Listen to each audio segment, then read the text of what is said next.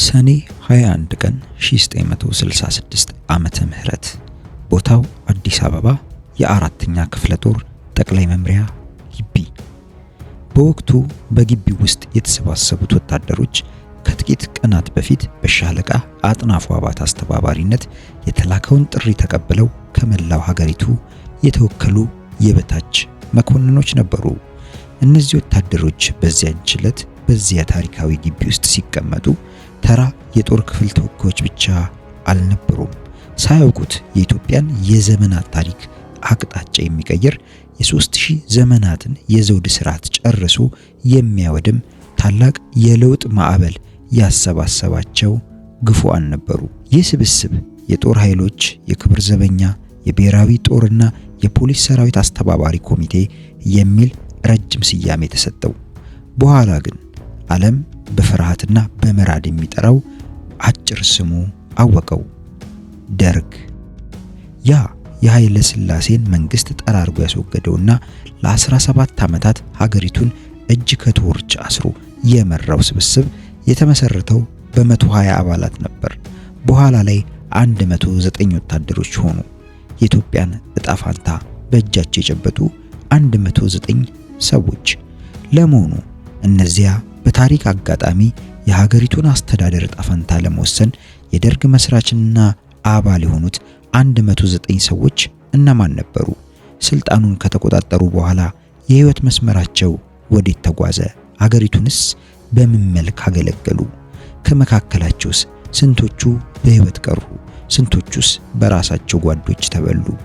በዛሬው ልዩ ፕሮግራማችን የኢትዮጵያን ታሪክ ወደማይቀለበስ አቅጣጫ የገፉትን የ108ቱን የደርግ መስራች አባላት ማንነት፣ ምንነት፣ የመጨረሻ ሁኔታቸውን በዝርዝር እነግራችኋለሁ።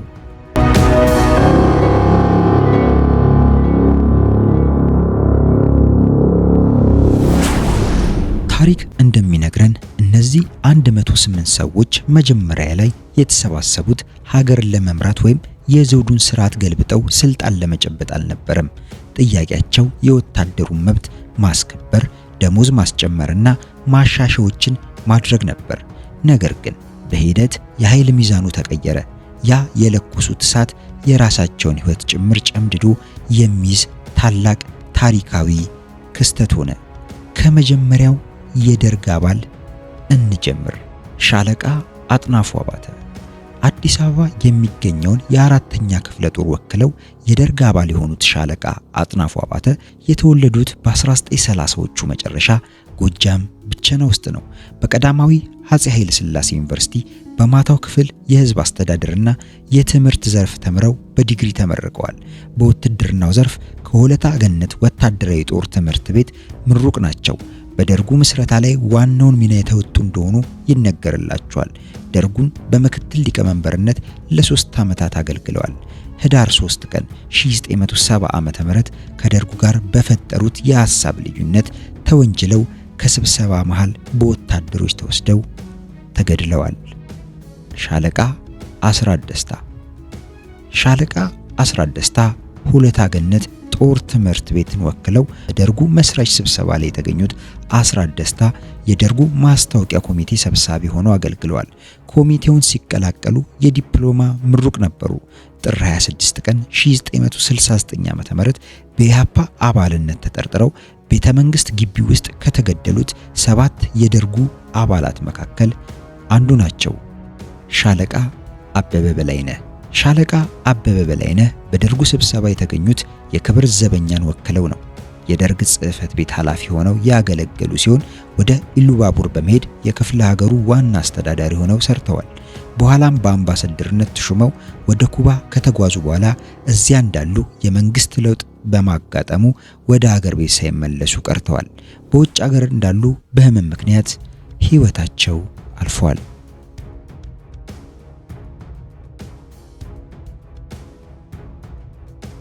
ሻለቃ ፋንታዬ ይህደጉ ደርግ መንግስትነቱን እጁ ካስገባ በኋላ ከአራተኛ ክፍለ ጦር መሰብሰቢያ ቦታው ወደ ቤተ መንግስት ለመሄድ ሲያቅድ ሽፍራውን አስቀድሞ እንዲጎበኝ የተላከውን ቡድን የመሩት ሻለቃ ፋንታዬ ይህደጉ ናቸው።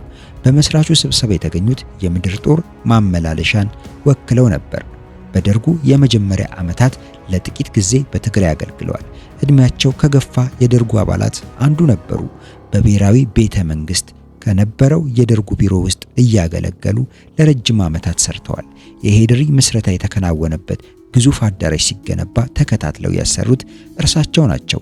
ከመንግስት ለውጥ በኋላ በእስር ቤት ሳሉ ሕይወታቸው አልፏል። ሻለቃ ህሩይ ኃይለሥላሴ በምድር ጦር ወታደራዊ ፖሊስ ተወካይነት የደርጉ አባል የሆኑት ህሩይ ኃይለሥላሴ የዲፕሎማ ምሩቅ ነበሩ። የደርጉ የደህንነት ኮሚቴ ሰብሳቢ በመሆን አገልግለዋል። ጥር 26 ቀን 1969 ዓ.ም በኢህአፓ አባልነት ተጠርጥረው ቤተ መንግስት ግቢ ውስጥ ከተገደሉ 7 የደርግ አባላት መካከል አንዱ ናቸው። የበፊቱ ሻለቃ የኋላው ሌፍትናንት ጀነራል ተስፋዬ ገብረ ኪዳን የ19ኛው ዙር የሆለታ ገነት ጦር ትምህርት ቤት ተመራቂ ሲሆኑ ያደጉት በሐረር ከተማ ነው። ሻለቃ ተስፋዬ ገብረ ኪዳን በደርጉ መስራች ስብሰባ ላይ የተገኙት ምድር ጦር ታንከኛ መምሪያን ወክለው ነው። ከ1972 እስከ 1978 ዓ.ም እንዲሁም ከ1981 እስከ 1983 ዓ.ም በመከላከያ ሚኒስተርነት ያገለገሉ ሲሆን ከመንግስቱ ኃይለ ማርያም ኩብለላ በኋላ ለአንድ ሳምንት ያህል ሀገሪቱን በጊዜያዊ ፕሬዝዳንትነት መርተዋል። የሌፍተናንት ጄኔራል ማዕረግነት የደረሱት ተስፋዬ የኤርትራ ራስ ገዝ አስተዳዳሪ የነበሩ ሲሆን ከ1981 የከሸፈው መፈንቅለ መንግስት በኋላ በተሰየመው ችሎት ለበርካታ ወራት ዋና ዳኛ ሆነው ሰርተዋል። ከደርግ መውደቅ አንድ ቀን ቀደም ብሎ የፖለቲካ መጠለያ ለማግኘት በገቡበት የአዲስ አበባ የጣሊያን ኤምባሲ ውስጥ ለ13 ዓመታት ከኖሩ በኋላ ግንቦት 25 ቀን 1996 ዓ.ም ሕይወታቸው አልፏል። አብሯቸው በኤምባሲ ተጠልለው ከነበሩት ብርሃኑ ባዬ ጋር የተፈጠረ አለመግባባት ወደ ጸብ እንዳደገና በግብግቡ መሃል በደረሰባቸው ጉዳት ብዙ ደም ፈሷቸው ሕክምና ቢደረግላቸውም ሕይወታቸው ሳይተርፍ ቀርቷል። ሌፍትናንት ጄኔራል ተስፋዬ ገብረ ኪዳን የበፊቱ ሻለቃ የኋላው ሌፍትናንት ኮሎኔል መንግስቱ ኃይለማርያም ሐረር ከሚገኘው የ3ኛ ክፍለ ጦር መሳሪያ ግምጃ ቤት ተወክለው አዲስ አበባ ሲደርሱ እድሜያቸው 33 ነበር።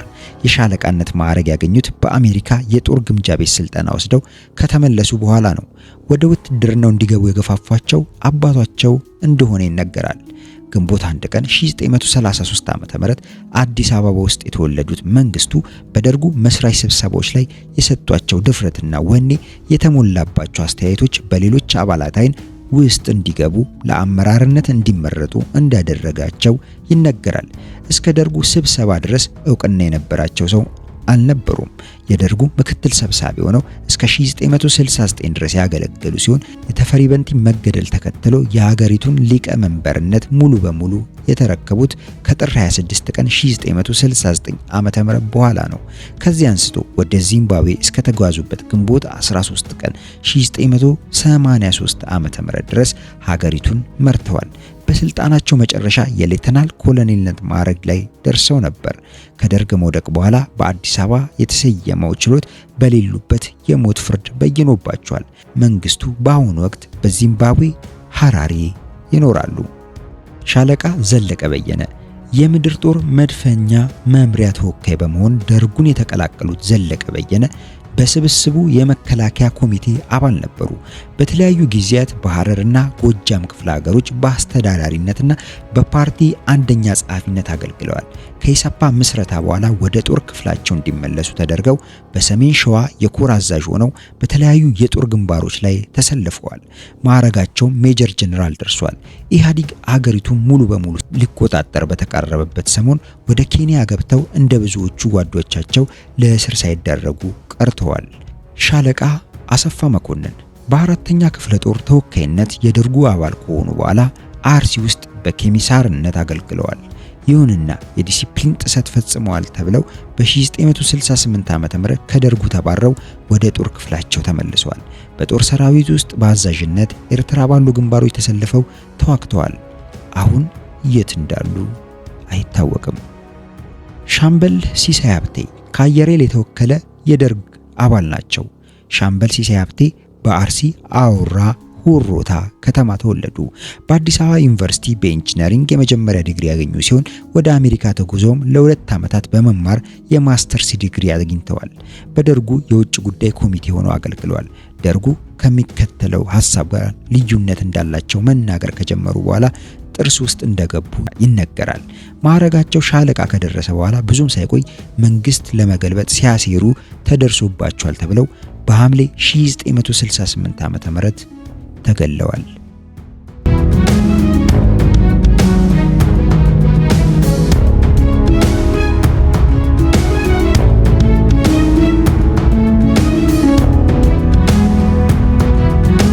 የ50 አለቃ ከበደ ክብረት የምድር ጦር መድፈኛውን ወክለው የደርግ አባል የሆኑት ከበደ ክብረት የመጀመሪያ ኃላፊነታቸው በወሎ የእጁ አውራጃ አስተዳዳሪነት ነው። በ1969 ዓ.ም ወሎ ውስጥ መንገድ ላይ ሳሉ ባደፈጡ ታጣቂዎች ግድያ ተፈጽሞባቸዋል። 50 አለቃ በቀለ ደጉ በአየር ወለድ ተወክለው የደርጉ አባል የሆኑት በቀለ ደጉ በኢሉ ባቡር ክፍለ ሀገር የደርጉ ተጠሪ ሆነው ሰርተዋል። የአምቦ አውራጃ አስተዳዳሪ ሆነው ሰርተዋል። ማዕረጋቸው 100 አለቃ ደርሶ የነበረ ሲሆን ከ1983 የመንግስት ለውጥ ዋዜማ ሸሽተው ከሀገሩ በመውጣታቸው ምክንያት በኢህአዴግ መንግስት አልተያዙም። ሻምበል ባሻ ግዛው ወልደ ሚካኤል የክብር ዘበኛ 26ኛ ሻለቃን ወክለው የደርግ አባል የሆኑት ግዛው ወልደ ሚካኤል ለጥቂት ጊዜ በሸዋ ክፍለ ሀገር የደርጉ ተጠሪ ነበሩ። በደርግ የስልጣን ዘመን በህመም ምክንያት ህይወታቸው አልፏል። የ50 አለቃ ለገሰ አስፋው የሶስተኛ ክፍለ ጦር መገናኛ ክፍሉን ወክለው በደርጉ ስብሰባ የተገኙት 50 አለቃ ለገሰ አስፋው በአገዛዙ ከፍተኛ ስልጣን ከነበራቸው የደርጉ አባላት አንዱ ነበሩ። መስከረም 21 ቀን 1935 ዓ.ም የተወለዱት ለገሰ በ1980ዎቹ መጀመሪያ ለትግራይ ራስ ገዝ አስተዳዳሪ ነበሩ። የፓርቲው የድርጅት ጉዳይ ኃላፊ ሆነውም ሰርተዋል። ከደርግ መውደቅ አንድ ዓመት ቀደም ብሎ በጡረታ የተገለሉ ሲሆን ኢህአዴግ አዲስ አበባን ሲቆጣጠር ከከተማ ወጥተው ከገበሬዎች ጋር ተቀላቅለው ለማምለጥ ሲሞክሩ መያዛቸው ተነግሮ ነበር። ጥር 3 ቀን 1999 ዓ.ም የፌዴራሉ ከፍተኛ ፍርድ ቤት በሞት እንዲቀጡ ከበየነባቸው የደርግ ባለስልጣናት መካከል አንዱ ሲሆኑ 20 ዓመታት ያህል ታስረው በምህረት ተለቀዋል። ለገሰ ጥር 19 ቀን 2011 ዓ.ም በ76 ዓመታቸው በህመም ምክንያት በሞት ተለይተዋል። ሻምበል ባሻ አድማሱ አያሌው ደርጉን የተቀላቀሉት በምድር ጦር የስንቅና ትጥቅ ክፍል ተወክለው ነው። ወደ ደርጉ ሲገቡ እድሜያቸው ገፍቶ ነበር። በኦጋዴን ግዛት ውስጥ የወረዳ አስተዳዳሪ ሆነው ሰርተዋል። ከመንግስት ለውጡ በኋላ በኢህአዴግ እጅ ያልወደቀ የደርግ አባል ናቸው። በአሁኑ ወቅት ያሉበት አይታወቅም። ሻለቃ ባሻ ተፈራ ጅፋር የአዲስ አበባ ፖሊስ ፈጥኖ ደራሽ ወክለው የደርግ አባል የሆኑት ተፈራ ጅፋር ከሶማሊያ ወረራ በኋላ በታጠቅ ጦር ሰፈር ሚሊሻዎችን አሰልጥነዋል። በ1970 ዓመተ ምህረት አድዋ ከተማ ላይ በተዘጋጀ የእራት ግብዣ መሃል ወደ አካባቢው ሰርገው በገቡ የህወሓት ታጣቂዎች ተገለዋል። የ50 አለቃ ይልማ ከበደ የአዲስ አበባ ፖሊስ ሰራዊት መገናኛ ክፍልን ወክለው የደርጉ አባል የሆኑት ይልማ ደርጉን ብዙ ሳያገለግሉ በ1969 ዓ.ም በህመም ምክንያት በሞት ተለይተዋል። 50 አለቃ ገብረ ህይወት ገብረ ጻዲቅ በደርጉ የክብር ዘበኛ አንደኛ ክፍለ ጦር ጠቅላይ መምሪያ ተወካይ የነበሩት 50 አለቃ ገብረ ህይወት ገብረ ጻዲቅ በሰላሌ አውራጃና በሲዳሞ ክፍለ ሀገር የአንድ አውራጃ አስተዳዳሪ ሆነው አገልግለዋል። ከመንግስት ለውጥ በኋላ ታስረው እዚያው ማረሚያ ቤት እንዳሉ በህመም ምክንያት በሞት ተለይተዋል።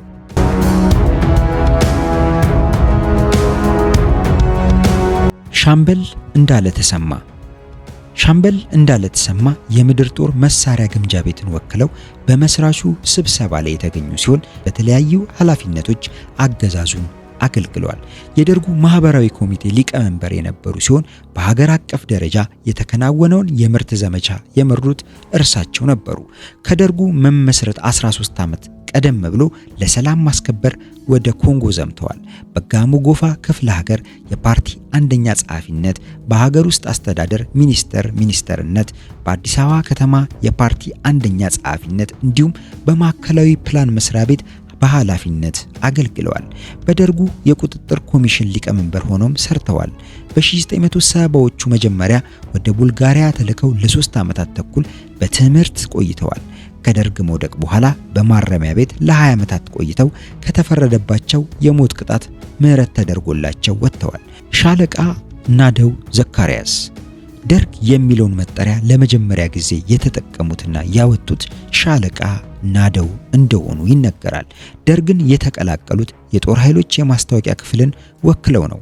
የወሎ ክፍለ ሀገር የደርግ ተጠሪ ዋና አስተዳዳሪና የፓርቲው አንደኛ ጸሐፊ ሆነው ለ5 ዓመታት ሰርተዋል። ወሎ እያሉ ዝነኛው የላሊበላ ባህል ቡድን እንዲመሰረት ትልቅ ሚና ተጫውተዋል። ናደው በኩባ የኢትዮጵያ አምባሳደር ሆነው ለ4 ዓመት ተኩል ገደማ ካገለገሉ በኋላ በደቡብ ሸዋ የፓርቲ አንደኛ ጸሐፊ ሆነው ሰርተዋል። ማዕረጋቸው ኮሎኔልነት የደረሰ ሲሆን ከደርግ መውደቅ በኋላ ሞት ከተፈረደባቸውና 20 ዓመታትን ታስረው በምህረት ከተለቀቁት መካከል አንዱ ናቸው። ሻለቃ መኩሪያ ኃይሌ የምድር ጦር መገናኛን ወክለው ደርጉን የተቀላቀሉት ሻለቃ መኩሪያ ኃይሌ በስብስቡ ከነበሩት መካከል በአንጋፋ ወታደርነት የሚመደቡ ነበሩ። ለሰላም ማስከበር ወደ ኮንጎ የዘመቱ ናቸው። የመናገሻ ዙሪያ የወሊሶ አውራጆች አስተዳዳሪ ሆነው ሰርተዋል። በደርጉ የመጨረሻ ጊዜያት ማዕረጋቸው ኮሎኔልነት ደርሶ ነበር። ከመንግስት ለውጡ በኋላ የእድሜ ልክ እስራት ተፈርዶባቸው ለ20 ዓመታት ታስረው ከተፈቱ በኋላ በህመም ምክንያት ህይወታቸው አልፏል። ሻለቃ ተካቱሉ በደርግ መስራች ስብሰባ የሐረርጌ ፖሊስን ወክለው የተገኙት ሻለቃ ተካቱሉ በደርጉ የደህንነት ኮሚቴ ሰብሳቢ ነበሩ። በኢሰፓአኮ ወይም ኢሰፓ ለረጅም ጊዜያት የኦዲት ኮሚሽን ሊቀመንበር ሆነው ሲያገለግሉ የፓርቲው የፖሊት ቢሮ አባልም ነበሩ። ከደርግ ውድቀት በኋላ በማረሚያ ቤት ሳሉ በተደጋጋሚ እየታመሙ ወደ ፖሊስ ሆስፒታል ሲመላለሱ ከቆዩ በኋላ በእስር ቤት ውስጥ ህይወታቸው ሊያልፍ ችሏል። ሻለቃ ደበላ ዲንሳ በደርግ የመጨረሻ ዓመታት ማዕረጋቸው ሌተናል ኮሎኔል ደርሶ የነበረው ሻለቃ ደበላ ዲንሳ በመስራቾቹ የበታች መኮንኖች ስብስብ የተገኙት የፖሊስ ሰራዊት ጠቅላይ መምሪያን ወክለው ነው። ነሐሴ 15 ቀን 1933 ዓ.ም የተወለዱትና የመጀመሪያ ዲግሪ ተመራቂው ደበላ አፄ ኃይለ ሥላሴን ቤተመንግስታቸው ድረስ ሄዱ ከንግስናው ስልጣናቸው መውረዳቸውን እንዲነገራቸው የተመደበው የደርጉ ስብስብ አባል ሲሆኑ ታሪካዊውን ንግግር በንጉሱ ፊት ያደረጉትም እርሳቸው ሻለቃ ደበላ ዲንሳ ነበሩ። በ17 ዓመታት ውስጥ በአዲስ አበባ ከተማ የአብዮት ዘመቻ አስተባባሪ ኮሚቴ ሊቀመንበርነት፣ በሸዋ ክፍለ ሀገር አስተዳዳሪነት፣ በሀገሪቱ ምክትል ፕሬዝዳንትነት በሌሎች ኃላፊነቶች ሰርተዋል። በመጨረሻ የደርግ ዓመታት በጡረታ ተገለዋል። በኢህአዴግ ዘመን በተሰየመው ችሎት ሞት ቢፈረድባቸውም ከ20 ዓመታት እስር በኋላ በምህረት ተለቀዋል። ደበላ በ73 ዓመታቸው በህመም ምክንያት ታኅሳስ 26 ቀን 2005 ዓመተ ምህረት ከዚህ ዓለም በሞት ተለይተዋል።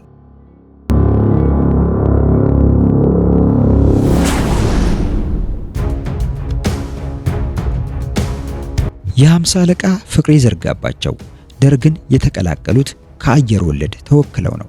የተዋጣላቸው የአየር ወለድ አሰልጣኝ እንደነበሩ በጓዶቻቸው ይነገራል። የደርጉ የኢኮኖሚ ኮሚቴ አባል የነበሩ ሲሆን በየካቲት 66 የፖለቲካ ትምህርት ቤት የወታደራዊ ስፖርት አሰልጣኝ ነበሩ። በ1970 ዓመተ ምህረት በህመም ምክንያት ህይወታቸው ሊያልፍ ችሏል። 10 አለቃ ጌታቸው አረጋ በወለታ ገነት ጦር ትምህርት ቤት ተወካይነት የደርግ አባል የሆኑት 10 አለቃ ጌታቸው አረጋ በሲዳሞ ክፍለ ሀገር የአንድ አውራጃ አስተዳዳሪ ሆነው ለረጅም ጊዜ አገልግለዋል። ከመንግስት ለውጥ በኋላ ለእስር ተዳርገው በማረሚያ ቤት ሳሉ ህይወታቸው አልፏል። የ10 አለቃ ስለሺ መንገሻ በደርጉ የክብር ዘበኛ ሁለተኛ ብርጌድ ተወካይ የነበሩት ስለሺ መንገሻ የደርጉ የኢኮኖሚ ኮሚቴ አባል ሆነው ሰርተዋል። ወደ ሃንጋሪ ለስልጠና ሄደው ከተመለሱ በኋላ የትግራይ ተጠሪ ሆነው ለጥቂት ወራት አገልግለዋል። አብዛኛውን የደርግ ስልጣን ዘመን ያሳለፉት በአርሲ ክፍለ ሀገር አስተዳዳሪነትና የፓርቲ አንደኛ ጸሐፊነት ነው። በ1980 ዓመተ ምህረት ወደ ትግራይ ተልከው የፓርቲው አንደኛ ጸሐፊ ሆነው አገልግለዋል። ከመንግስት ለውጥ በኋላ ለ20 ዓመታት ታስረው በምህረት ተለቀዋል። 50 አለቃ ጌታቸው ተቀባ የብሔራዊ ተጠባባቂ ጦር ተወካይ ሆነው ደርጉን የተቀላቀሉት 50 አለቃ ጌታቸው የመጨረሻ ማዕረጋቸው 100 አለቃ ነበር። በደርጉ የእስረኛ ኮሚቴ አባል ነበሩ።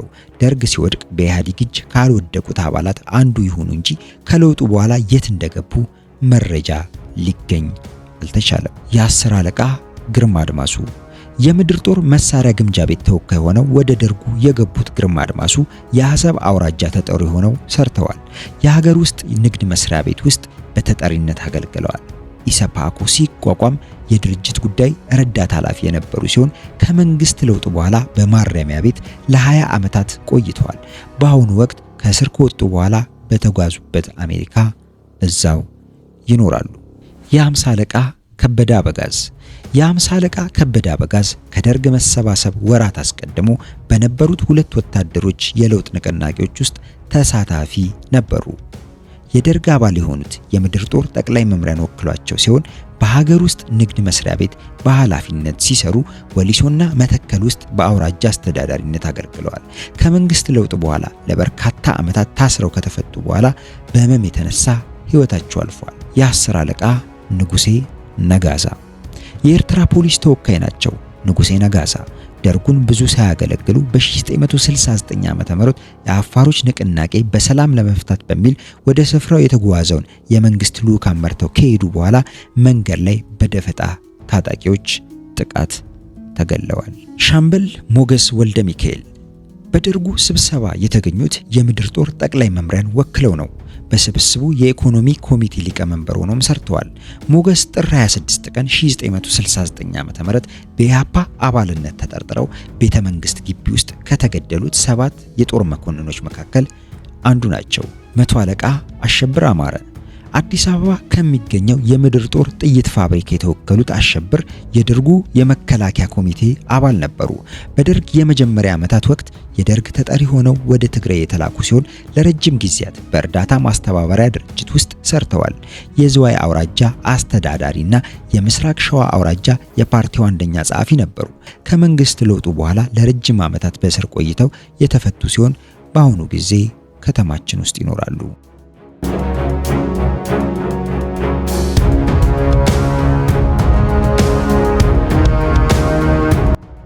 ሻምበል ተፈራ ደነቀው የደርጉ የኢኮኖሚ ኮሚቴ አባል የነበሩት ተፈራ ደነቀው በስብስቡ ውስጥ የተገኙት ከፖሊስ ጠቅላይ መምሪያ ተወክለው ነው። በፖሊስ የምርመራ ስራቸው ተደናቂነትን ያገኙ ሰው እንደነበሩ ይመሰከራል። የኤርትራ የመገንጠል መብት በግልጽ ከሚደግፉ አመራሮች መካከል እንደነበሩም ይነገርላቸዋል። ተፈራ ጥር 26 ቀን 1969 ዓ.ም በኢህአፓ አባልነት ተጠርጥረው ቤተ መንግስት ግቢ ውስጥ ከተገደሉት 7 አባላት መካከል አንዱ ናቸው። ሻምበል ጥሩነህ ኃይለ ሥላሴ የደርግ አባል የሆኑት ከፖሊስ ሰራዊት ተወክለው ነው። የደርጉ ተጠሪ ሆነው ወደ ሲዳሞ ክፍለ ሀገር በመጓዝ አመራርነት የጀመሩት ጥሩነህ የጎጃም ክፍለ ሀገር የፖለቲካ ኮሚሳር ኃላፊነትም ተወጥተዋል። ማዕረጋቸው ኮሎኔልነት ደርሶ ነበር። ከመንግስት ለውጥ በኋላ እስር ላይ ያሉ በህመም ምክንያት ህይወታቸው ሊያልፍ ችሏል። ሻምበል ውብሸት ደሴ የሁለተኛ ክፍለ ጦር ተወካይ ሆነው ደርጉን መስርተዋል። የኢሰፓኮ የአስተዳደር ፋይናንስ ኃላፊ የነበሩ ሲሆን የአንደኛ አብዮታዊ ሰራዊት አዛዥ ሆነው ጦር ሰራዊቱን የበላይ ሆነው መርተዋል። ከደርግ መውደቅ በኋላ በቆመው ችሎት የሞት ቅጣት ተበይኖባቸው ከ20 ዓመታት እስር በኋላ ተለቀዋል። ደርግ ስልጣን ሲለቅ ማዕረጋቸው ሜጀር ጄኔራል ደርሶ ነበር። በአሁኑ ጊዜ አሜሪካ ውስጥ ይገኛሉ። የመቶ አለቃ አለማየሁ ኃይሌ የሸዋ የፖሊስ ሰራዊትን የወከሉት አለማየሁ ኃይሌ የደርጉ ዋና ጸሐፊ ሆነው ለጥቂት ወራት አገልግለዋል። የማኔጅመንት ምሩቅ የሆኑት በችሎታቸው በጣም የተደነቁና ደፋር የላቀ ራስ መተማመን እንደነበራቸው ይነገርላቸዋል፣ ይመሰከርላቸዋል። ጥር 26 ቀን 1969 ዓ.ም በኢህአፓ አባልነት ተጠርጥረው ቤተ መንግስት ግቢ ውስጥ ከተገደሉ 7 የደርግ አባላት መካከል አንዱ ናቸው። ሻምበል መለሰ ማሩ የገነት ጦር ትምህርት ቤት ተወካይ ሆነው ደርጉን የተቀላቀሉት መለሰ ማሩ ስብስቡን ያገለግሉት ለ2 ዓመታት ብቻ ነው። ለብዙ ጊዜ የሰሩት የደርጉ ሊቀመናብርት የነበሩት ጄኔራል አማን ሚካኤል አንዶም እና ተፈሪ በንቲ የግል ረዳት ሆነው ነው። በጥር ወር 1969 ዓ.ም በጓድ እንዳለ ተሰማ በሚመራው ልዑካን ቡድን ታቅፈው በምስራቅ አፍሪካ ሀገራት የሥራ ጉብኝት እያደረጉ ባሉበት ወቅት ደርጉ በእነ ተፈሪ በንቲና ሌሎች አባላት ላይ ግድያ መፈጸሙን ከመገናኛ ብዙሃን ሲሰሙ ከቡድኑ ተለይተው ጠፍተው በዚያው ቀርተዋል። በአሁኑ ወቅት አሜሪካ ውስጥ ይኖራሉ ተብሎ ይገመታል። የመቶ አለቃ ገበያው ተመስገን ገበያው ተመስገን ከፍተኛ የሥነ ጽሑፍ ችሎታ የነበራቸው እንደሆኑ ይነገርላቸዋል። በደርጉ ይወጡ የነበሩ በርካታ የፕሮፓጋንዳ ጽሑፎች፣ መግለጫዎች ይጽፉ የነበሩት እኚሁ ወጣት የመቶ አለቃ ነበሩ። የፖሊስ ጠቅላይ መምሪያን ወክለው በደርጉ መስራች ስብሰባ ላይ ከመገኘታቸው አስቀድሞ በነበሩ ዓመታት በተለያዩ መጽሔቶችና ጋዜጦች አያሌ ጽሑፎችን አስነብበዋል። በታህሳስ 1969 የማስታወቂያና የሕዝብ ግንኙነት ኮሚቴ አባል ሆነው የነበሩ ሲሆን ወደ ሶቪየት ኅብረት ተልከው እንዲማሩ ተደርገዋል።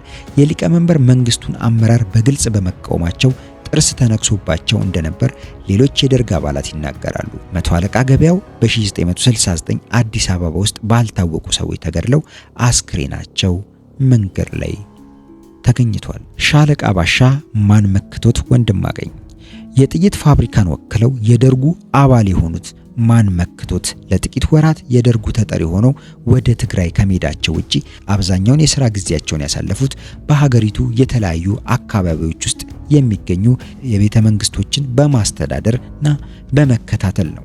የመንግስት ለውጥ ሲከሰትም በዚሁ ኃላፊነታቸው ላይ ነበሩ። ከደርግ ውድቀት በኋላ ለ23 ዓመታት ተፈርዶባቸው ለ20 ዓመታት ታስረው ከወጡ በኋላ በህመም ምክንያት ህይወታቸው አልፏል።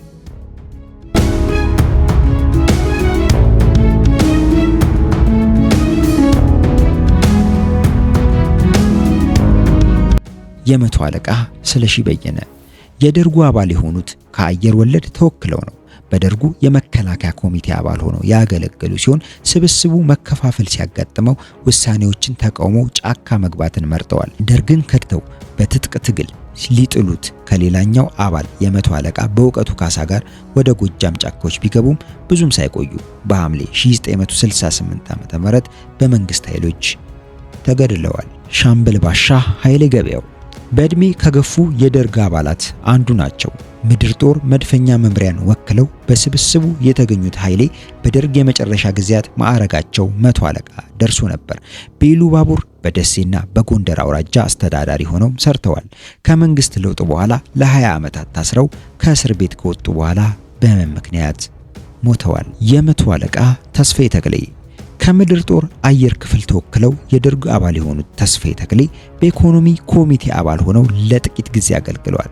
ይሁንና ከደርግ ጋር የነበራቸው እህል ውሃ የተቋጨው ህዳር 14 ቀን 1967 ዓ.ም ነው። ይህም በደርጉ በራሱ የተገደሉ የመጀመሪያው የደርግ አባል ያደርጋቸዋል። ሰራዊቱን ከደርጉ ዓላማ ውጭ በሆነ መንገድ እያነሳሱ ነው የሚል ነበር። ከላይ በተጠቀሰው ዕለት ከ60ዎቹ የአፄ ኃይለ ሥላሴ መንግስት ባለስልጣናት ጋር አብረው ተገለዋል። ማስተር ቴክኒሻን ደምሴ ካሴ በደርጉ የአየር ኃይል ተወካይ የነበሩት ደምሰው በትራንስፖርትና መገናኛ ሚኒስቴር ውስጥ በአመራርነት አገልግለዋል። ወደ ባሌ ክፍለ ሀገር በተጠሪነት ተልከው ለጥቂት ጊዜ ሰርተዋል። ከመንግስት ለውጥ በኋላ ለበርካታ ዓመታት ታስረው ተፈተዋል። ሻምበል ገብረየስ ወልደሃና የኮሎኔል መንግስቱ ኃይለማርያም ተመራጭ ሰው የሶስተኛ ክፍለ ጦሩን ወክለው ከሐረር ወደ አዲስ አበባ በመሄድ የደርግ አባል የሆኑት ገብረየስ ወልደሃና የስብስቡ ዋና ጸሐፊ ሆነው ሰርተዋል።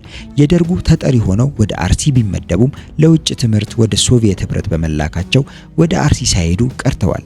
ከትምህርት መልስ በመከላከያ ሚኒስቴር የወታደራዊ ፖለቲካ ዘርፍ በኃላፊነት አገልግለዋል። የባሌ ክፍለ ሀገር አስተዳዳሪ ሆኖም ሰርተዋል። ማዕረጋቸው ሜጀር ጄኔራልነት ደርሶ ነበር። በ1982 ዓ.ም ከሌሎች ባለስልጣናቶች ጋር ወደ ኦጋዴን ሲጓዙ የሚበሩባት አውሮፕላን ደንገጎ አካባቢ ከተራራ ጋር በመላተሟ በተፈጠረ አደጋ እርሳቸውን ጨምሮ የሁሉም ተሳፋሪዎች ሕይወት አልፏል።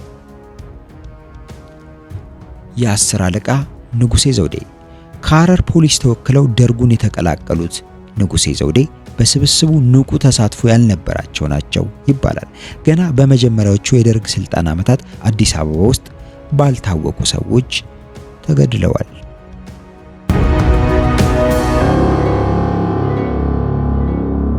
ሻለቃ ባሻ ንጉሴ ፋንታዬ በደርጉ የምድር ጦር ሕክምና ክፍል ተወካይ ነበሩ። ከደርግ አባላት በእድሜ በጣም ከገፉት መካከል ይጠቀሳሉ። የሸዋ ክፍለ ሀገር የደርጉ ተጠሪ ሆነው የሰሩ ሲሆን በ1970ዎቹ መጀመሪያ ስብስቡን ብዙ ሳያገለግሉ በህመም ምክንያት ህይወታቸው ሊያልፍ ችሏል። ፒቲ ኦፊሰር ሚካኤል አስገዶም የደርግ አባል የሆኑት ከባህር ኃይል ተወክለው ነበር። በደርጉ የኢኮኖሚ ኮሚቴ አባል ሆነው ያገለገሉ ሲሆን የማህበራት ማደራጃና የውጭ ጉዳይ ዘርፍ ኮሚቴ ውስጥም ሰርተዋል። በ1969 ዓ.ም በኤርትራ የትጥቅ ትግል እያደረጉ ከነበሩ ቡድኖች ጋር ሽምግልና የሚደረግበት ሁኔታ እንዲያጠና የተቋቋመው ልዑካን ቡድን አባል ሆነው ወደ ኤርትራ በተጓዙበት ወቅት አስመራ ውስጥ መንገድ ላይ ባልታወቁ ኃይሎች ተገድለዋል። ሻምበል ባሻ ጌታሁን ተክለማርያም በደርጉ የአራተኛ ክፍለ ጦር ተወካይ የነበሩት ሻምበል ባሻ ጌታሁን ተክለማርያም የደርጉ የኢኮኖሚ ኮሚቴ አባል ነበሩ። የይፋትና ጥሙጋ አውራጃ አስተዳዳሪ ሆነው አገልግለዋል። ማዕረጋቸው መቶ አለቃነት ደርሶ ነበር። ከደርግ መውደቅ በፊት ከመንግስት ኃላፊነት በጡረታ ከተገለሉ ጥቂት የደርግ አባላት አንዱ ነበሩ።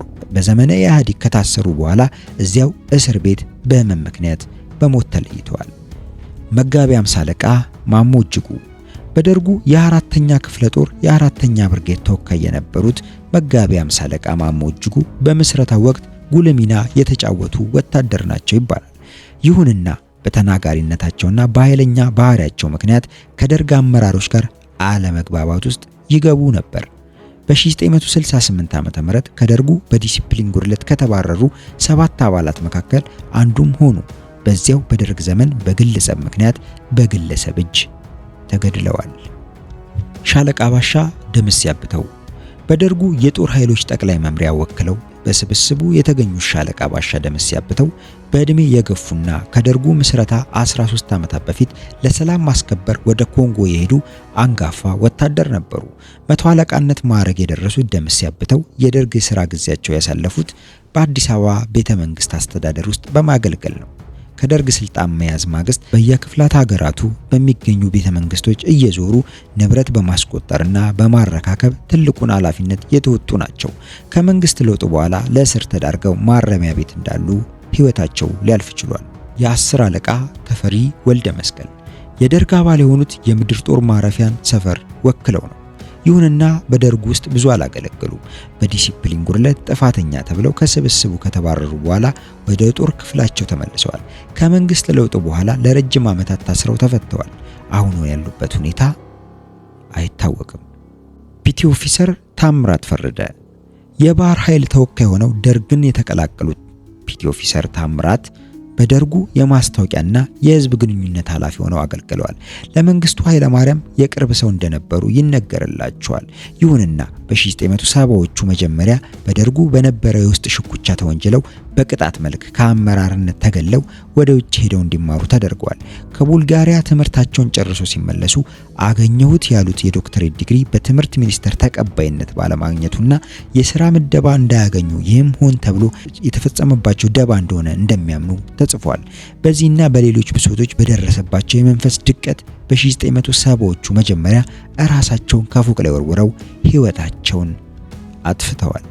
መቶ አለቃ ተሰማ በላይ በክብር ዘበኛ አንደኛ ክፍለ ጦር መሳሪያ ግምጃ ቤት ተወካይነት የደርጉ አባል የሆኑት ተሰማ በላይ የደርጉ ተጠሪ ሆነው ወደ ጅማ ተልከው ነበር።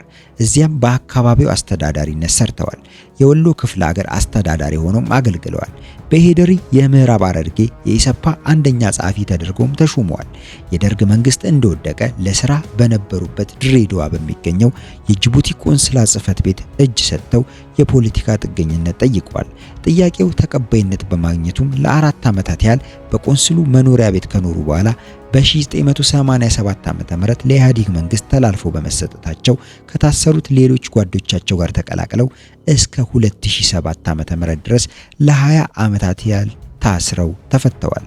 የሻምበልነት ማዕረግ የደረሱት በደቡብ የመን አምባሳደርነት የሰሩት ተሰማ በጥቅምት 2012 ዓ.ም በህመም ምክንያት ህይወታቸው አልፏል።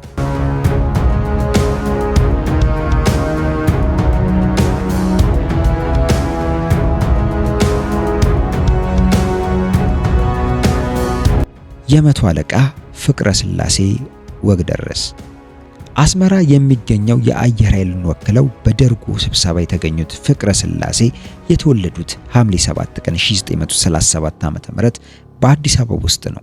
በ1955 ዓ.ም ከአየር ኃይል ማሰልጠኛ ከተመረቁ በኋላ ወደ አሜሪካ በመጓዝ ተጨማሪ ስልጠና ወስደዋል።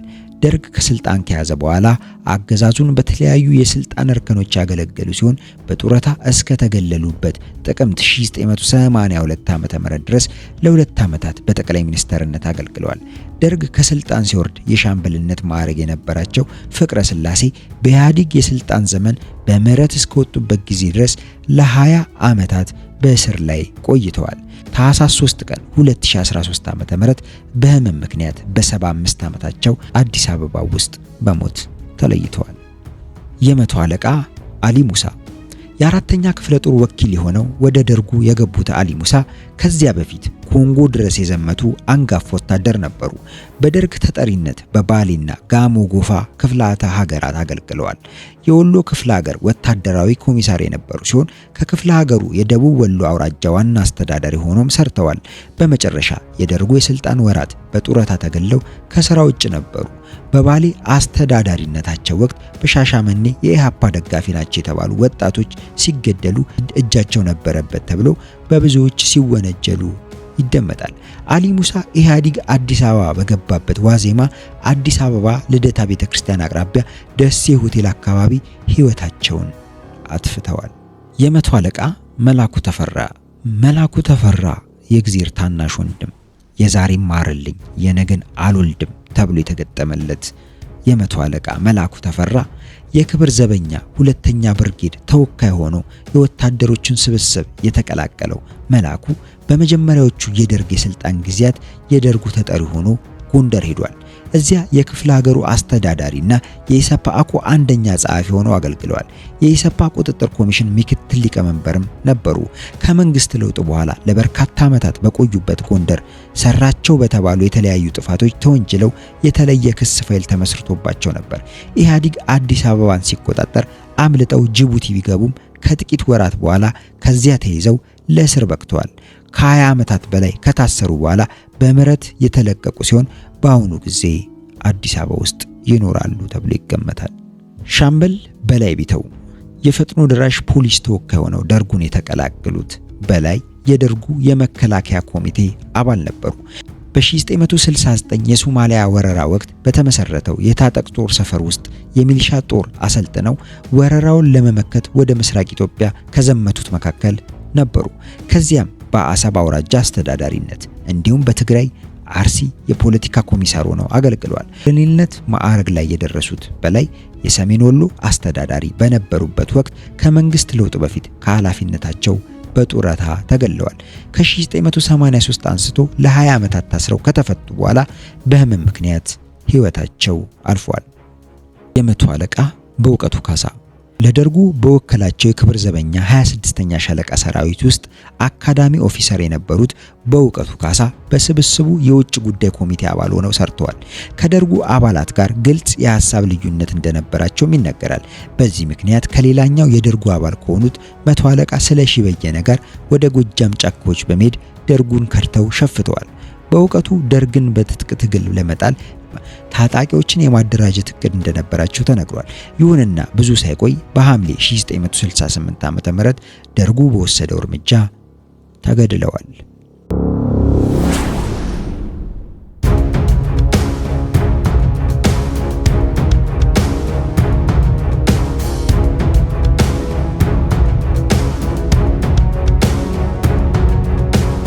ሻለቃ ብርሃኑ ባይህ የደርጉ የአስተዳደርና የሕግ ጉዳይ ኃላፊ ነበሩ።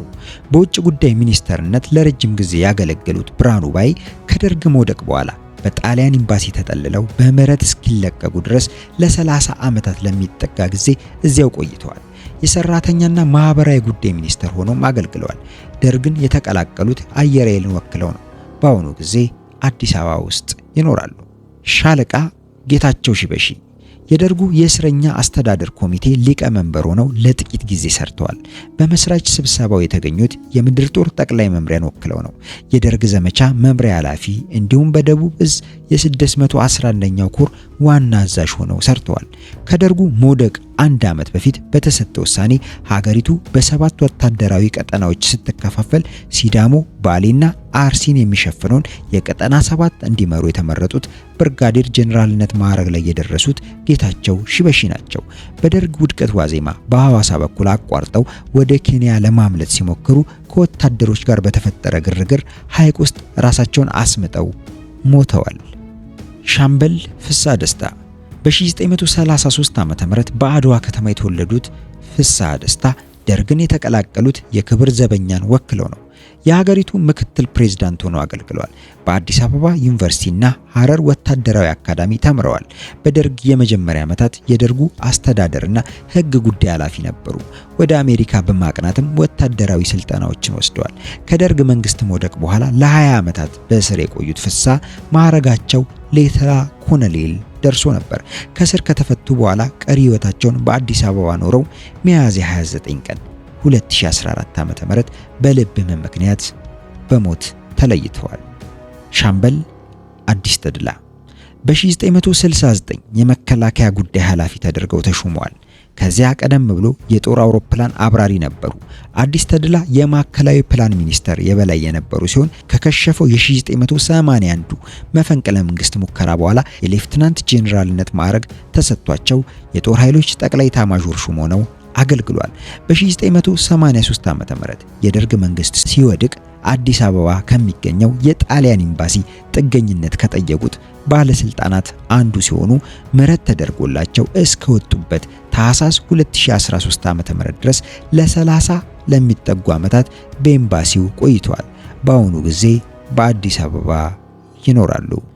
ሻለቃ ደምሴ ደሬሳ የመጀመሪያ ዲግሪ የነበራቸው ሻለቃ ደምሴ ደሬሳ ደርጉን የተቀላቀሉት የምድር ጦር ሕክምና መምሪያን ወክለው ነው።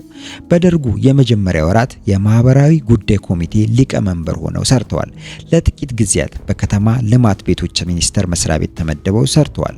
በ1969 የሥነ ምግባር ጥሰት ፈጽመዋል ተብለው ለተወሰኑ ጊዜያት በእስር ካሳለፉ በኋላ ወደ ደርጉ እንዳይመለሱ ተደርገዋል። ከዚያ በኋላ ለተወሰኑ ዓመታት የሐረር አካባቢ ጫት ላኪዎች ማህበር ኃላፊ ሆነው ሰርተዋል። ከደርግ ውድቀት በኋላ በእስር ላይ ያሉ በ1998 ዓ.ም በህመም ምክንያት በሞት ተለይተዋል። ሻለቃ ኪሮስ አለማየሁ በአየር ወለድ ተወካይ የነበሩት ሻለቃ ኪሮስ ደርጉን ሲቀላቀሉ የዩኒቨርሲቲ 4ኛ ዓመት ተማሪ ነበሩ። የእድገት በህብረት የሥራና ዕውቀት ዘመቻን በበላይነት ያስተባበሩት ኪሮስ ናቸው። ከዘመቻው በኋላ የደርጉን ሐሳብ የሚቃወሙና ወደ ኢህአፓነት እያዘነበሉ እንደሆነ ይነገርባቸው ነበር። በኋላ በ1968 ዓ.ም መጨረሻ ራሳቸውን ሰቅለው ህይወታቸውን አጥፍተዋል። ሻለቃ ከተማ አይተንፍሱ የ4ኛ ክፍለ ጦር 4ኛ ብርጌድ ተወካይ ሆነው ከኔጌሌ ወደ አዲስ አበባ በመጓዝ የደርጉ አባል የሆኑት ከተማ አይተንፍሱ በ1969 በዲሲፕሊን ጥሰት ምክንያት ከደርጉ እንዲባረሩ ከተደረጉ አባላት መካከል አንዱ ነበሩ። በዚህም ወደ ጦራቸው ተመልሰው በታጠቅ ጦር ሰፈር ሚሊሻዎችን አሰልጥነው ወደ ትግራይና ኤርትራ ግንባሮች በመሪነት የዘመቱ ናቸው። ማዕረጋቸውን ብርጋዴር ጄኔራል ደርሶ ነበር። በ1981 ዓ.ም በተካሄደው ያልተሳካ መፈንቅለ መንግስት ወቅት በሴራው እጃቸው አለበት ተብለው አስመራ ውስጥ በወታደሮች በግፍ ተገድለዋል።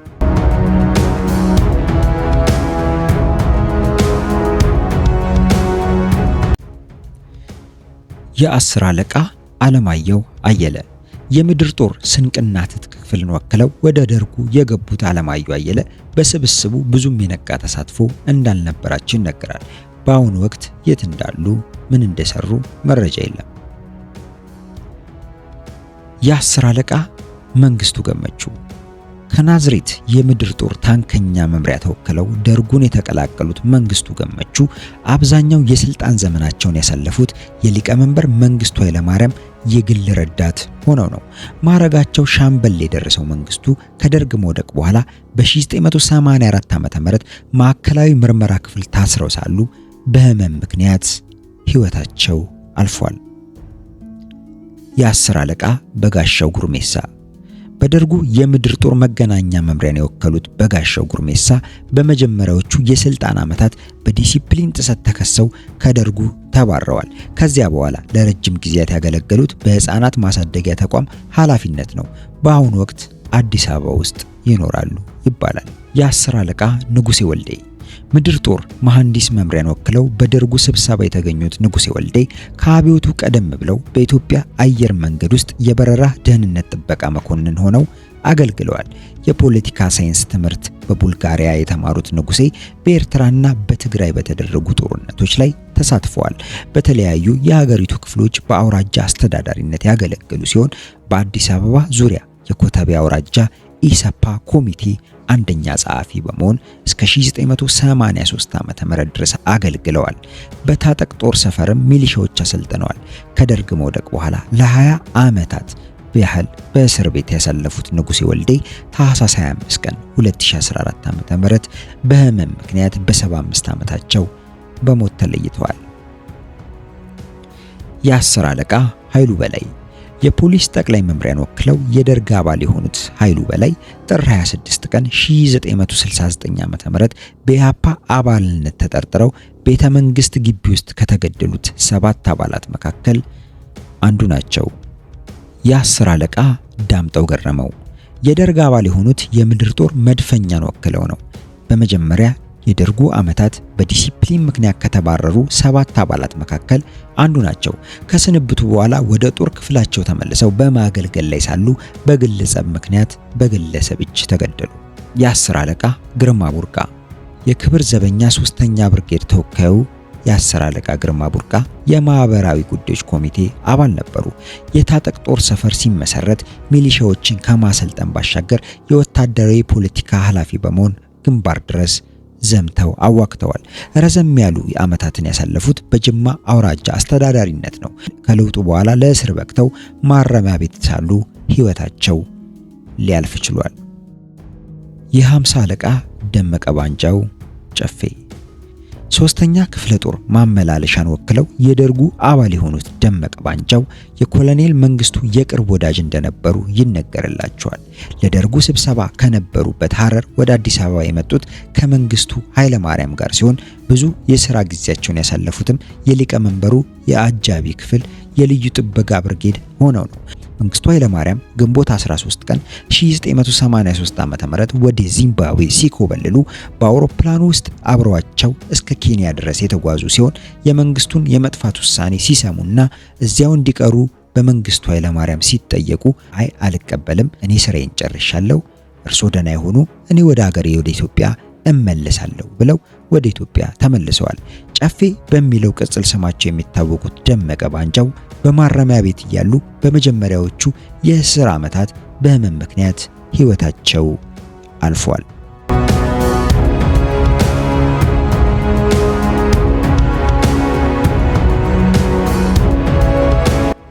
መጋቢ 50 አለቃ አክሊሉ በላይነህ የገነት ጦር ትምህርት ቤትን ወክለው የደርጉ አባል የሆኑት አክሊሉ በላይነህ በአፄ ኃይለ ሥላሴ ዘመነ መንግስት ወቅት በኤርትራ በተደረገ ውጊያ የቆሰሉ ወታደር ናቸው።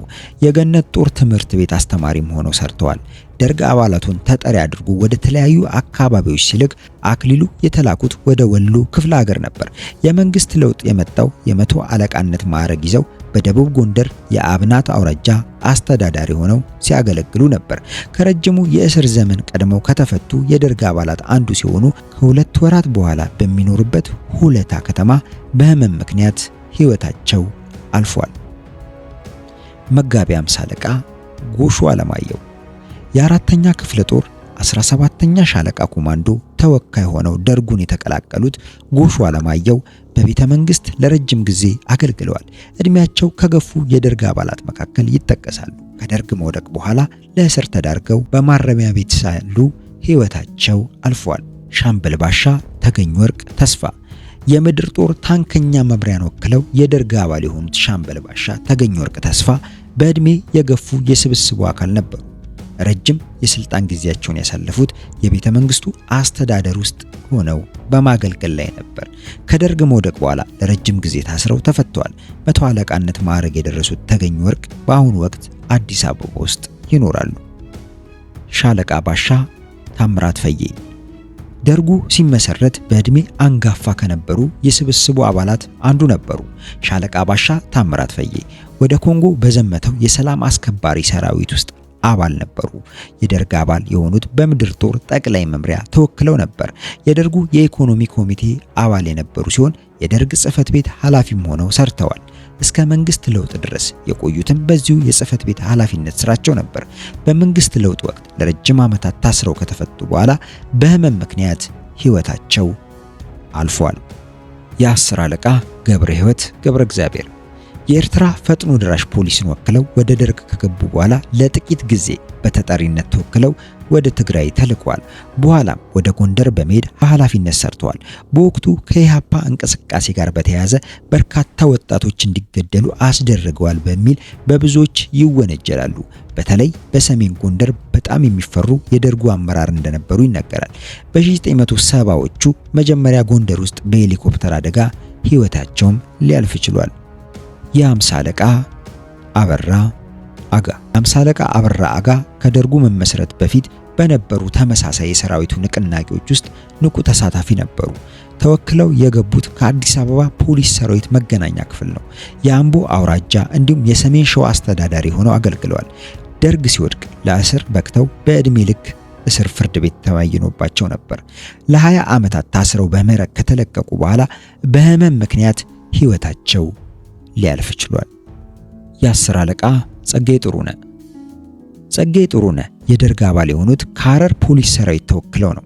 በስብስቡ ብዙ ነቀው ተሳታፊ ካልነበሩት አባላት መካከል ይጠቀሳሉ። ከመንግስት ለውጥ በኋላ ማረሚያ ቤት እንዳሉ በህመም ምክንያት ህይወታቸው አልፏል።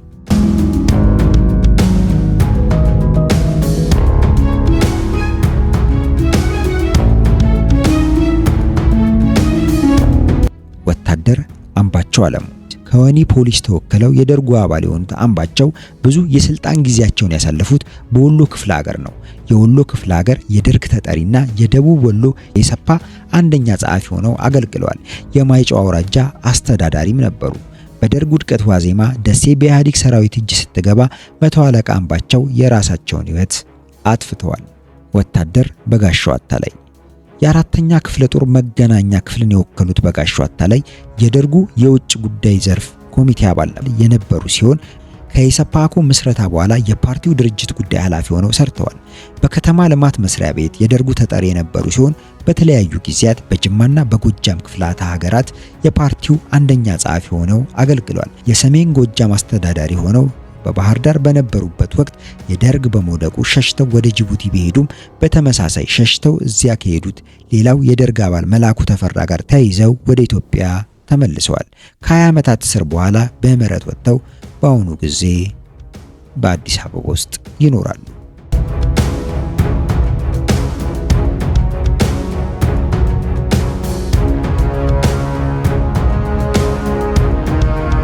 የ10 አለቃ ሙልጌታ አብርሃ የ10 አለቃ ሙልጌታ አብርሃ የደርግ አባል የሆኑት ከሸዋ ፖሊስ ተወክለው ነው።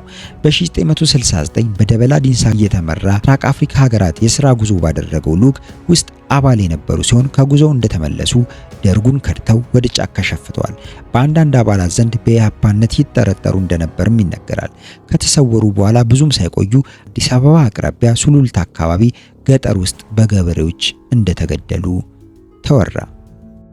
የ10 አለቃ ገዛኸኝ ወርቄ ወደ ደርጉ ከገቡት የምድር ጦር ሙዚቀኛ መምሪያ ተወክለው ነው። የደርጉ የደህንነት ኮሚቴ አባል ነበሩ። ከሶማሊያ ወረራ ማግስት በተቋቋመው የታጠቅ ጦር ሰፈር ውስጥ በአሰልጣኝነት ካገለገሉ መካከል ሲሆኑ የሶስተኛው አንበሳ ክፍለ ጦር የፖለቲካ ኃላፊ ሆነው በአውደ ግንባር ዘምተዋል። ከምስራቁ ድል በኋላ የባሌ ክፍለ ሀገር አስተዳዳሪ ሆነው ሲሰሩ ለረጅም ጊዜያት ያገለገሉት የጎንደር ክፍለ ሀገር የኢሰፓ አንደኛ ጸሐፊ ሆነው ነው። የሻምበልነት ማዕረግ የነበራቸው ገዛኸኝ ወርቄ በደርጉ ውድቀት መጨረሻ ቀናት ላይ ጎንደር አቅራቢያ በኢህአዴግ ኃይሎች መከበባቸውን ሲያውቁ አብሯቸው የነበረ ልጃቸውን ገድለው ራሳቸውን አጥፍተዋል። ጁኒየር ኤርክራፍትስማን ዮሐንስ ፍትዊ የምድር ጦር አየር ክፍል ተወካይ የነበሩት ዮሐንስ ፍትዊ በደርጉም ሆነ ከዚያ በፊት በነበሩ ሁለት የወታደሩ የለውጥ ንቅናቄዎች ውስጥ ንቁ ተሳታፊ ነበሩ። በተለይ በመጀመሪያው ንቅናቄ ላይ በሰብሳቢነት መርተዋል። ከደርጉ ጋር የሐሳብ ልዩነቶችን ማሳየት የጀመሩት ገና በመጀመሪያዎቹ የስብሰባዎች ላይ ነበር። ወደ ጦር ኃይሎች አየር ክፍል ሄደው ለወታደሮች ከደርጉ ተጻራሪ የሆነ ቅስቀሳ አድርገዋል ተብለው ከሌላው የደርግ አባል መቶ አለቃ ተስፋዬ ተክሌ ጋር ከተከሰሱ በኋላ ህዳር 14 ቀን 1967 ከ60ዎቹ የአፄ ኃይለ ሥላሴ መንግስት ባለስልጣናት ጋር ተቀላቅለው ተረሽነዋል። ምክትል የ10 አለቃ ግርማ አየለ የምድር ጦር ሙዚቀኛ መምሪያ ተወካይ ሆነው ወደ ደርጉ የገቡት ግርማ አየለ የማህበራዊ ጉዳዮች ኮሚቴ አባል ሆነው ሰርተዋል። ከሶማሊያ ወረራ በኋላ የታጠቅ ጦር ሰፈር ሲመሰረት ከነበሩ ቀዳሚው አሰልጣኞች አንዱ ነበሩ። በግብረ ኃይል ዘመቻ ወቅት የፖለቲካ ኃላፊ ሆነው የዘመቱ ሲሆን የኤርትራ ክፍለ ሀገር የፖለቲካ ኃላፊ ሆነው አገልግለዋል። ከኢሰፓኮ ምስረታ በኋላ የፓርቲው የመከላከያ ጉዳዮች ኃላፊ ነበሩ። ረዘም ያለ ጊዜ የሰሩት በደቡብ ዕዝ የፖለቲካ ኃላፊነት ነው። በተለይ ዝነኛ ድምፃውያንን ያፈራው የደቡብ ዕዝ ኪነት እንዲደራጅ ትልቁን ሚና የተወጡ ናቸው። ማዕረጋቸው ብርጋዴር ጀነራልነት ላይ ደርሶ የነበረ ግርማ አየለ በደርግ መውድቀት ማግስት ወደ ኬንያ ለማምለጥ ያደረጉት ሙከራ በራሳቸው ወታደሮች ተመተው በመቁሰላቸው ሳይሳካላቸው ቀርቷል። በኢህአዴግ መንግስት ወቅት ታስረው በማረሚያ ቤት ላይ ሳሉ ህይወታቸው ሊያልፍ ችሏል። ምክትል 10 አለቃ ፍስሐ አንድቶ የክብር ዘበኛ 3ኛው ብርጌድን ወክለው የደርግ አባል የሆኑት ፍስሐ ለጥቂት ጊዜ በአርሲ የደርግ ተጠሪ ሆነው ሰርተዋል። በባሌ ክፍለ ሀገር የሮቤ አውራጃ አስተዳዳሪ ሆነው ለረጅም ዓመታት ያገለገሉ ሲሆን ከመንግስት ለውጥ በኋላ ለእስር ተዳርገዋል። በህይወታቸውም ያለፈው በማረሚያ ቤት ሳሉ ነው። ወታደር እሸቱ አለሙ የሁለተኛ ክፍለ ጦር ሕክምና ክፍልን ወክለው የደርጉ አባል የሆኑት እሸቱ አለሙ በጎጃምና አሰብ የደርጉ ተጠሪ ሆነው ሰርተዋል። የካቲት 66 ፖለቲካ ትምህርት ቤት ሲቋቋም ከተመደቡት የመጀመሪያዎቹ አስተማሪዎች መካከል አንዱ ነበሩ። ከደርግ ውድቀት በፊት በቡልጋሪያ በዲፕሎማትነት ተሹመው ወደ ስፍራው በመሄዳቸው ከኢህአዴግ እስር አምልጠዋል። ከደርግ መውደቅ 1 ዓመት ቀደም ብሎ ወደ ሆላንድ ተጉዘው ኑሯቸውን እዚያ በማድረግ የሀገሪቱን ዜግነት ማግኘት ችለው ነበር። ይሁንና በ2007 ዓ.ም የሆላንድ መንግስት በደርግ ወቅት ፈጽመውታል ባለው ከፍተኛ ወንጀል ከሷቸው የዕድሜ ልክ እስራት ፈርዶባቸው ዓመታትን በእስር ቤት አሳልፈዋል። በ1970 ዓ.ም በደብረ ማርቆስና መተከል እስር ቤቶች ከተገደሉ 75 ወጣቶች ጀርባ እጃቸው አለበት ተብለው ዘሄግ በሚገኘው ፍርድ ቤት የፍርድ ሂደታቸውን ቢከታተሉም በሳምባ ካንሰር ምክንያት ህይወታቸው አልፏል።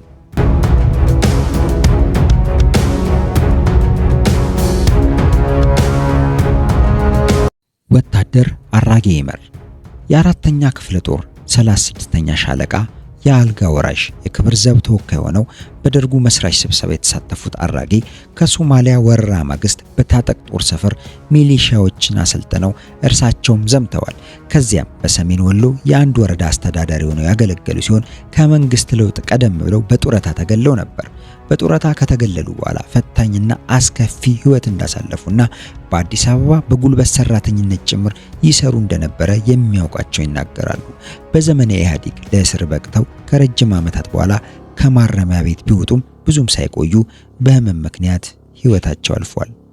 ወታደር ደምሴ አላመራው የደርጉ አባል የሆኑት የክብር ዘበኛን ወክለው ሲሆን ለረጅም ጊዜያት ያገለገሉት የጓለ ማውታን ድርጅት ስራ አስኪያጅ ሆነው ነው። ከለውጡ በኋላ እጅ ሳይሰጡ በማምለጣቸው ለእስር አልበቁም። በአሁኑ ወቅት ከኢትዮጵያ ውጪ ይኖራሉ። ምክትል 10 አለቃ ጴጥሮስ ገብሬ የምድር ጦር መድፈኛ መምሪያን ወክለው ደርጉን የተቀላቀሉት ጴጥሮስ የሲዳሞ ክፍለ ሀገር የደርግ ተጠሪና የከምባታና የሃዲያ አውራጃ አስተዳዳሪ ሆነው አገልግለዋል። ከደርግ መውደቅ ቀደም ብሎ በጡረታ ተገለው የነበሩ ሲሆን በኢህአዴግ ዘመን ሞት ተፈርዶባቸው ለ20 ዓመታት በእስር ቆይተው በምህረት ተለቀዋል። የመቶ አለቃነት ማዕረግ የነበራቸው ጴጥሮስ ሐምሌ 20 ቀን 2014 ዓ.ም በህመም ምክንያት ከዚህ ዓለም በሞት ተለይተዋል። ወታደር ገብረ ጊዮርጊስ ብርሃኔ ወደ ደርጉ የገቡት የምድር ጦር መገናኛ መምሪያን ወክለው ነበር። ከታጠቅ ጦር ሰፈር ምስረታ በኋላ ሚሊሻዎችን በፖለቲካ ዘርፍ አሰልጥነው ወደ ግንባር አዘምተዋል። በኤርትራ የናደው ዕዝ የፖለቲካ ዘርፍ ኃላፊ ነበሩ። ማዕረጋቸው ብርጋዴር ጄኔራልነት ላይ ደርሶ የነበረው ገብረ ጊዮርጊስ የ605ኛ ኮር የፖለቲካ ኃላፊም ነበሩ። በ1983 የደርግ ውድቀት ዋዜማ ወደ ኬንያ ለመሄድ ሻሸመኔ ውስጥ ወታደሮችን ሰብስበው በማወያየት ላይ ሳሉ በተፈጠረ የእርስ በርስ ግጭት በራሳቸው ወታደሮች ተገለዋል። ወታደር ደጀኔ ወንድማገኘው። የምድር ጦር ወታደር ፖሊስ ተወካይ ሆነው ደርጉን የተቀላቀሉት ደጀኔ ወንድማገኘው በአገዛዙ መጨረሻ ማዕረጋቸው ሻለቃ ነበር። የደርጉ ተጠሪ ሆነው አርሲ ሲመደቡ በሰሜንና በምስራቅ ግንባሮች በርካታ ጦርነቶች ላይ ተሳትፈዋል። በታሪካዊው የካራማራ ድል ላይም ተሳታፊ ነበሩ።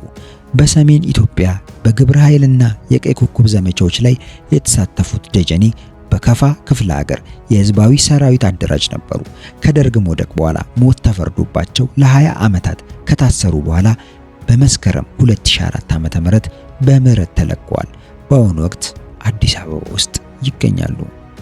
ሻምበል ግርማ ሀብተ ገብርኤል በደርጉ የ4ኛ ክፍለ ጦር የ17ኛ ሻለቃ ተወካይ የሆኑት ግርማ ሀብተ ገብርኤል በመጀመሪያዎቹ የስልጣን ዓመታት በሸዋ ክፍለ ሀገር የደርግ ተጠሪ ነበሩ።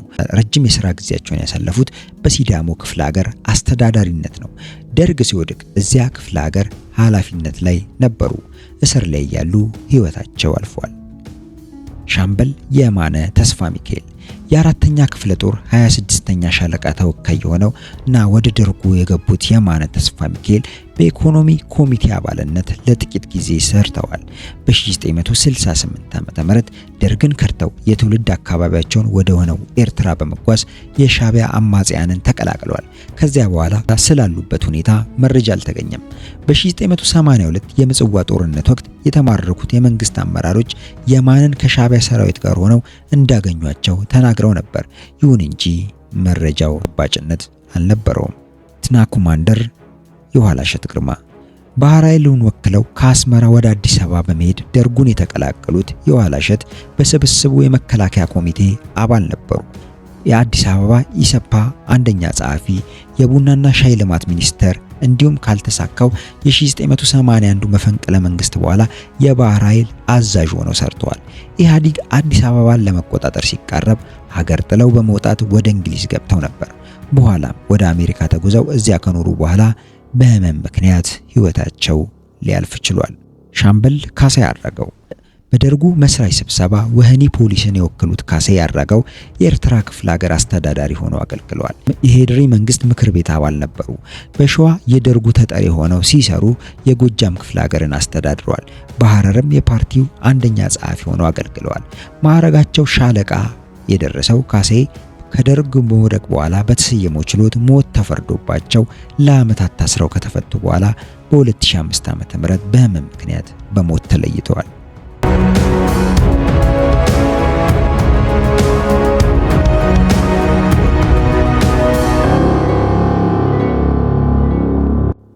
ሻምበል ነጋሽ ተስፋ ጽዮን ምድር ጦር መሐንዲስ ጠቅላይ መምሪያን ወክለው የደርጉ አባል የሆኑት ነጋሽ ተስፋ ጽዮን ስብስቡን በመከላከያ ኮሚቴ አባልነት አገልግለዋል።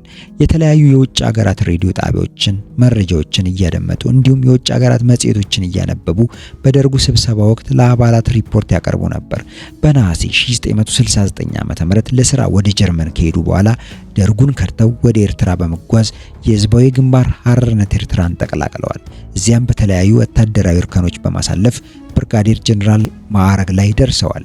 በኤርትራ መከላከያ ሚኒስቴር በተለያዩ ኃላፊነቶች ሲያገለግሉ ከቆዩ በኋላ በህዳር 2014 ዓ.ም በህመም ምክንያት ከዚህ ዓለም በሞት ተለይተዋል። የመቶ አለቃ ኃይሌ መለስ የብሔራዊ ጦርን ወክለው ደርጉን የተቀላቀሉት ኃይሌ መለስ የደርግ አስተዳደር ኮሚቴ አባል ነበሩ። ከሶማሊያ ወረራ መንግስት በተቋቋመው የታጠቅ ጦር ሰፈር ሚሊሻዎችን አሰልጥነው በምስራቅ ግንባር ዘምተዋል። በጦርነቱ የጅጅጋ ከተማን ከወራሪ ያስለቀቀው የእርሳቸው ጦር እንደነበር በታሪክ ተመዝግቧል። የሸዋ ክፍለ ሀገር ወታደራዊ ኮሚሳር፣ የትግራይ ራስ ገዝ አስተዳዳሪና የደቡብ ጎንደር የፓርቲ አንደኛ ጸሐፊ ሆነው አገልግለዋል። በደርግ መውደቅ ዋዜማ ወደ ሱዳን ተጉዘው ጦር ለማደራጀት መሞከራቸው ይነገራል። ወደ በኋላም የኢህአዴግ መንግስትን ለመጣል ይንቀሳቀስ የነበረውን የአርበኞች ግንባርን ተቀላቅለው ነበር። የብርጋዴር ጄኔራልነት ማዕረግ የደረሱት ኃይሌ መለስ በመጨረሻም በኒውዚላንድ እና አውስትራሊያ ለረጅም ጊዜ ከኖሩ በኋላ በ2013 ዓ.ም ወደ ሀገራቸው ተመልሰው በዚሁ ዓመት በህመም ምክንያት ህይወታቸው አልፏል። ሻምበል ሚካኤል ገብረ ንጉስ ኤርትራ የሚገኘው ፖሊስ ፈጥኖ ድራሽን በመወከል የደርጉ አባል የሆኑት ሚካኤል ገብረ ንጉስ በስብስቡ የቆዩት ለ7 ወራት ብቻ ነው። በጥር ወር 1967 ዓ.ም እናታቸው በጠና መታመማቸውና ወደ ኤርትራ ሄደው መጠየቅ እንዳለባቸው ገልጸው የደርጉን ፍቃድ ካገኙ በኋላ ወደ ስፍራው ተጉዘው አልተመለሱም። ይህ ሰበብ ሆን ብለው የፈጠሩት እንደሆነ በግለ ታሪክ መጽሐፋቸው ተናግረዋል። በዚሁም የትጥቅ ትግልን የሚያደርጉትን ታጣቂዎች ተቀላቅለዋል። አብዛኛውን የትጥቅ ትግል ዘመን ያሳለፉት በመካከለኛው ምስራቅና በአውሮፓ ሀገራት እየተዘዋወሩ የሻዕቢያን የውጭ ኢኮኖሚ ክፍል በማገልገል ነው። ከደርግ መውደቅ በኋላ የኤርትራ ፖሊስ ኃይል ምክትል ኮሚሽነር ሆነው የሰሩ ሲሆን በኤርትራ የፍትህ ሚኒስቴር ውስጥ ከህግ አርቃቂ ኮሚቴ አስተባባሪ ሆነው እያገለገሉ ይገኛሉ። ማስተር ቴክኒሻን ገሰሰ ወልደ ኪዳን፣ ሲኒየር ቴክኒሻን ገሰሰ ወልደ ኪዳን የደርጉ የኢኮኖሚ ጉዳይ ኃላፊ ነበሩ። ከደብረ ዘይት አየር ኃይል የተወከሉት ገሰሰ የህፃናት ኮሚሽን ኮሚሽነር ሆነው አገልግለዋል። በ1981 መፈንቅለ መንግስት እጃቸው አለበት ተብለው ለእስር ከተዳረጉት መኮንኖች ብቸኛው የደርጉ መስራች ገሰሰ ወልደ ኪዳን ናቸው። በ1969 የሶማሊያን ወረራ ለመመከት የሚረዱ ሚሊሻዎችን ለማሰልጠን የተቋቋመውን የታጠቅ ጦር ሰፈር በበላይነት የመሩ ናቸው። በዘመነ ኢህአዴግ በተሰየመው ችሎት የሞት ፍርድ ከተበየነባቸው መካከል አንዱ ነበሩ። ሻለቃ ባሻ ከበደ አሊ የሐረር ጦር አካዳሚን ወክለው ወደ ደርጉ የገቡት ሻለቃ ባሻ ከበደ አሊ በደርጉ የኢኮኖሚ ኮሚቴ አባል ነበሩ። ብዙ ያገለገሉት በብሔራዊ ቤተ መንግስት ውስጥ ነው። በእድሜ በጣም የገፉ ከነበሩ የደርጉ አባላት መካከል አንዱ ነበሩ። ከመንግስት ለውጥ በኋላ ታስረው በማረሚያ ቤት ሳሉ ህይወታቸው ሊያልፍ ችሏል።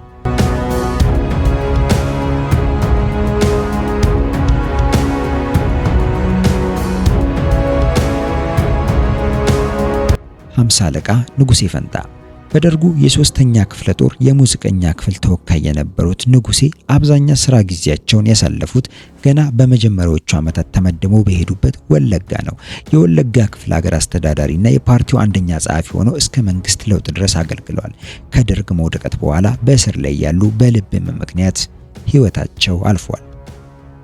የሃምሳ አለቃ ደሳለኝ በላይ ሃምሳ አለቃ ደሳለኝ በላይ ደርጉን የተቀላቀሉት ከኤርትራው የፖሊስ ፈጥኖ ደራሽ ሰራዊት ተወክለው ነው። ከሶማሊያ ወረራ በኋላ የታጠቅ ጦር ሰፈር ሲመሰረት ከመጀመሪያዎቹ አሰልጣኞች አንዱ የነበሩ ሲሆን ሰራዊቱን መርተው በመሄድ በባሌ በኩል በነበሩበት ውጊያዎች ላይ ተሳትፈዋል። የደርግ ተጠሪ ሆነው ወደ ትግራይ በመጓዝ ለጥቂት ጊዜ ሰርተዋል። የመንዝ አውራጃ በደቡብ ጎንደር አካባቢም የአንድ አውራጃ አስተዳዳሪ ሆነው ሰርተዋል። ከደርግ ውድቀት በኋላ ለእስር ተዳርገው የሞት ፍርድ ቢበየንባቸውም ለ20 ዓመታት ታስረው በምህረት ተለቀዋል። ሻምበል ባሻ ታደለ አደራ የፖሊስ ሰራዊት ፈጥኖ ድራሽ ተወካይ ሆነው የደርጉ አባል የሆኑት ታደሰ የትግራይ ክፍለ ሀገር የደርግ ተጠሪው ሆነው በአካባቢው ሰርተዋል። መቶ አለቃ ማዕረግ የደረሱ ሲሆን ደርግ ሲወድቅ በወለጋ ውስጥ የአርጆ አውራጃ አስተዳዳሪ ነበሩ። ህይወታቸው ያለፈው በማረሚያ ቤት ላይ እንዳሉ ነው። ሻምበል ባሻ ጌታውን አቦዬ ከደርግ ምስረታ በፊት ኮንጎ ድረስ የዘመቱ አንጋፋ ወታደር ናቸው። የኮንጎ ዘማች ወታደሮች የደሞዝ ጭማሪን አንስተው የጀመሩትን ንቅናቄ ከመሩት መካከል አንዱ ጌታውን አቦዬ ናቸው። የምድር ጦር መገናኛን ወክለው ወደ ደርጉ ከገቡ በኋላ የሲዳሞ ክፍለ ሀገር የደርጉ ተጠሪ እንዲሁም የቆቦ አውራጃ አስተዳዳሪ ሆነው አገልግሏል። መቶ አለቃ ማዕረግ የደረሱት ጌታውን ከደርግ መውደቅ በኋላ ታስረው በማረሚያ ቤት ሳሉ ህይወታቸው ሊያልፍ ችሏል። 108ኛ ሻምበል ካሳሁን ታፈሰ የምድር ጦር ማረፊያ ሰፈርን ወክለው ደርግን የተቀላቀሉት ካሳሁን ታፈሰ የደርግ ጽህፈት ቤት ኮሚቴ ሰብሳቢ ነበሩ። የከፋና የኢሉባቡር ክፍለ ሀገሮች አስተዳዳሪ ሆነው ሲያገለግሉ በምስራቅ ሸዋ የኢሰፓ አንደኛ ጸሐፊም ነበሩ። ከደርግ መውደቅ በኋላ በማረሚያ ቤት ላይ ሳሉ ህይወታቸው ሊያልፍ ችሏል።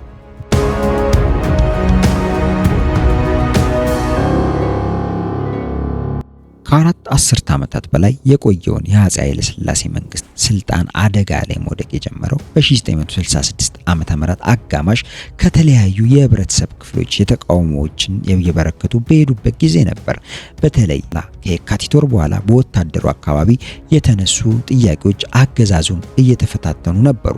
ሁለት ያህል የወታደሩ ንቅናቄዎች ፍሬ ሳያፈሩ ከከሰሙ በኋላ ሶስተኛው ስኬታማ ሆኖ ሰለሞናዊውን ስርወ መንግስት ከስሩ ጥሎታል። ለውጡ ያሳካው ስብስብም ይሄ የዘረዘርኩላችሁ ደርግ የተባለው ስብስብ ነበር።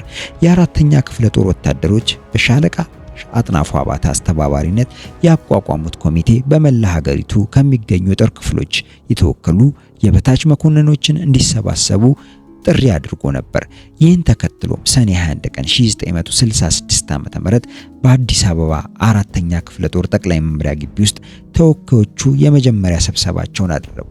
ኮሚቴው የጦር ኃይሎች የክብር ዘበኛ የብሔራዊ ጦር ፖሊስ ሰራዊትን አስተባባሪ ኮሚቴ የሚል ስያሜ የተሰጠው የአፄ ኃይለ ሥላሴን መንግስት አስወግዶ ለቀጣይ 17 ዓመት ሀገሪቱን የመራውም ይህ የ108 አባላትን ይዞ የቀጠለው ይሄ ስብስብ ነው።